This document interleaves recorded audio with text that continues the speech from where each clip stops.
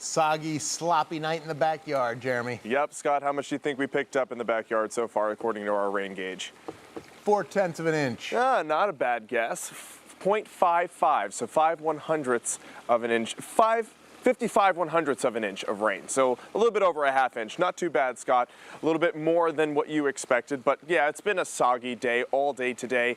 As we headed into the afternoon, we had a lot of fog. We'll continue to see that fog through the overnight hours. So if you're headed anywhere tonight or tomorrow morning early, do expect some delays. There will be some reduced visibility. Let's take a look right now at Williamsport, where we're seeing fog starting to develop also. You see the wet roads. It's going to continue through the overnight tonight. And this is what it looks like right now live in Scranton. Lots of raindrops sitting on the lens there. Good evening to you, the Electric City. 51 is the current temperature. 56 was our high today and our low was 47. But look at this humidity, 89%. Look at the winds, calm with high humidity, lots of ground saturated, also the low winds. It'll contribute to the development of fog as we go through the overnight hours and through the day tomorrow.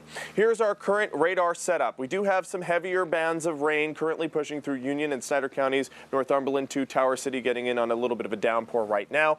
But all of us are seeing the sprinkles. You can see there is a front starting to inch its way off of the Great Lakes, and as it does so, it'll push the rain out as we head towards sunrise. It's already starting to clear now in northwestern Pennsylvania. We'll see it as we go towards sunrise tomorrow. But you saw all that heavy rain off the coast of Long Island, also up into Connecticut. That's where you're seeing some of the heavier amounts of rain, 1 to 2 inches. So we're not seeing any of that. It is soggy here, but just not as bad as it could be. 55 was our high temperature in Williamsport today, 56 for Avoca, 54 for Selinsgrove and State College. And to put that into perspective, look at this, 12 degrees above the average high for today and 21 degrees above the average low. So it was a very mild March day today. Temperature still up in the 50s for all of central Pennsylvania.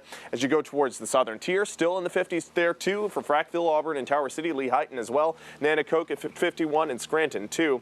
Putting future clouds and radar into motion, you can see that front starting to make its way into Potter and Tarrant counties by around 2 o'clock in the morning. Then it'll continue to push its way through by 7 o'clock. I think the last lingering sprinkles will wrap up for Pike and Monroe counties. And then we'll start to clear out, especially for central Pennsylvania. Look at that clearing. This is a sneak peek. 2 o'clock on Thursday. Could be seeing some clearer skies for central PA. This is how much rain we'll pick up, though, additionally. Maybe a few tenths of an inch, up to 3/10 of an inch of rain additionally.